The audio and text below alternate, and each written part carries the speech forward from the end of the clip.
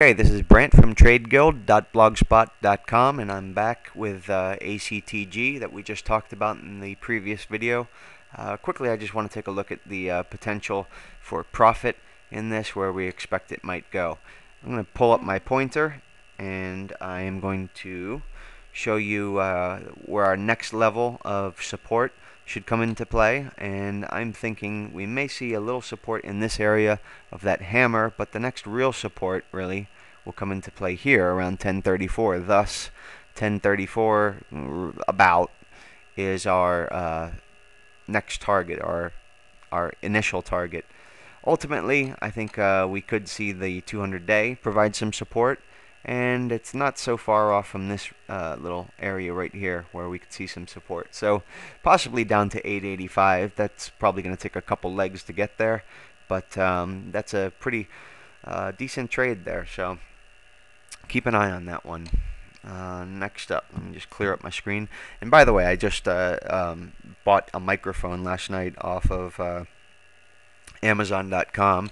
And if you need to purchase anything from Amazon, you can certainly do so from the links provided on our website. Trade Guild gets credit, and that goes towards my full-time blogger status and trader, which would be a nice transition for me to make. But the new microphone's coming, so hopefully these videos will sound a little bit better. And as I get more comfortable, I'll stop rambling and I'll stop going and we'll see about that. Okay, next up is PSPT. Just pull it up, and that's People Support Inc., Staffing and Outsourcing Services. And what I like about this one, I think it's probably pretty evident on this chart. Let me grab my red marker. Here we go. Look at the trend line that I've drawn in already. This is just tracking this little bit of an uptrend here. Big swings on this uptrend too, I'll say. And we've had this break below, not on any considerable volume, but that's okay. Stocks need volume to rise. They don't need volume to break. And generally when they break faster than they rise, because fear is a stronger emotion than greed, in most people anyway. I've met a few people it's not. Anyway, we are moving up to this area of resistance now. Functioned as support here and here. And here it failed, and I'm going to zoom in so you can see what kind of action we're getting.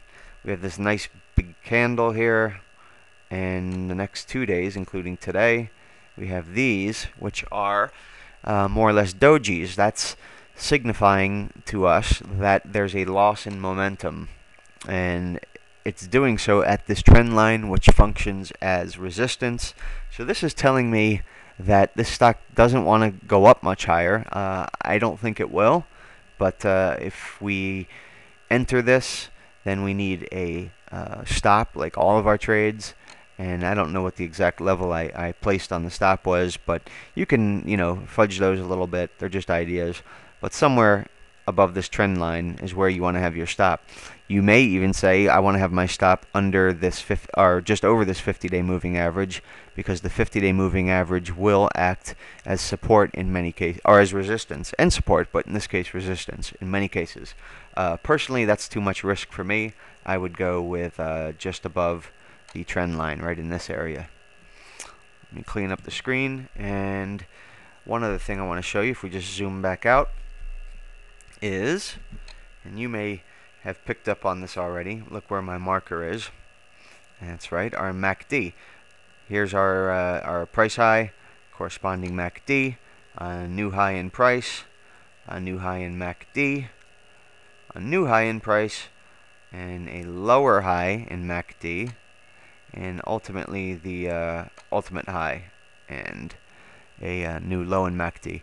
So that is a divergent situation in which price is rising, MACD is falling, and what this is telling us more or less is there's just not a lot of conviction behind these moves. The trend is fading in this case, and we saw the evidence of that with the breakdown through that trend line. Sometimes it's difficult to trade MACD divergences because they can go on for a long time, and they can also reverse. You can have a MACD divergence go on for a year. So just because it's divergent doesn't mean it's necessarily tradable. That's going to do it for PSPT. Actually, let me show you one more screen real quick. My confirmation screen that I use, I've showed it to you many times. I keep introducing it, and I'm going to stop doing that. And I got my 10 and 20 day moving average. The 10 is below the 20, which is what I want for a short. My custom indicator in this blue line is below the red and yellow moving averages, again 10 and 20. So that's confirming the moving averages, and again RSI is below the 0 line right in here. So this is telling me this is a go for a short according to my system and the way I like to trade. My next stock and our last selection for the evening is a stock that I am short in. I've been short in, and it is TTMI, and I hope I get enough time to show you everything I want to show you here. And with TTMI, this is a head and shoulders or a complex top type of formation. You can see it and here and here. Again, these MACD divergences, very powerful. Here we go in price, and I'm just going to circle them for you real quick. And you can see what's happening. Price is going up, MACD is trending down, and then we have this neckline. You can see the neckline that is sloping. This will happen with some stocks. Sometimes it's flat, sometimes it slopes down. It's not a problem. Just connect your lows here and draw your trend line in.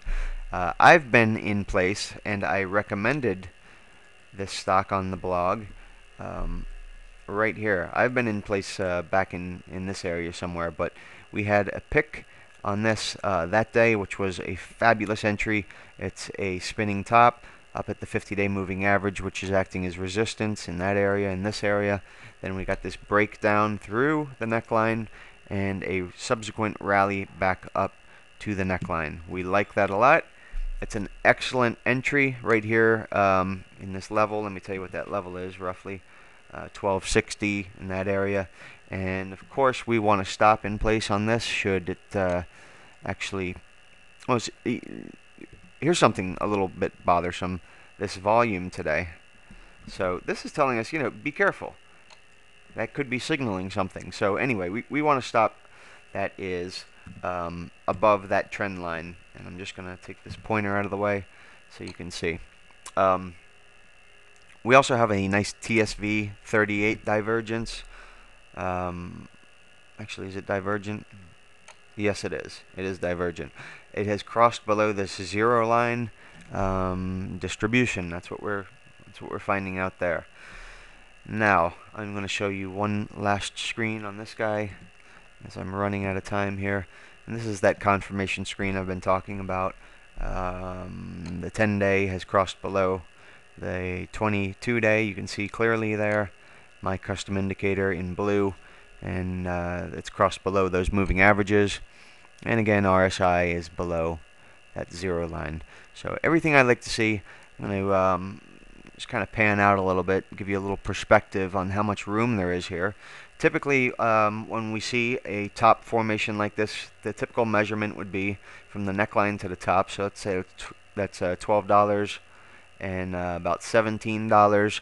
So that is $5 in measurement. So let's take that from, say, $12. And if my math is correct, we would have a target on this stock of about $7. Let's look at the larger chart and see what's possible here. Let me take this away. And we're going to have probably some support come into play in this level, around 11, possibly in this level, around 10, and then down here around 8. So I would say in this case maybe 8 is our working target that we would be looking for.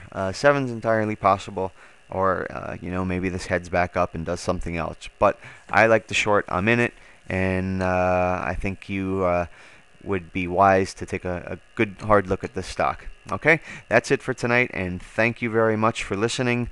I appreciate your involvement with Trade Guild very much. Good night.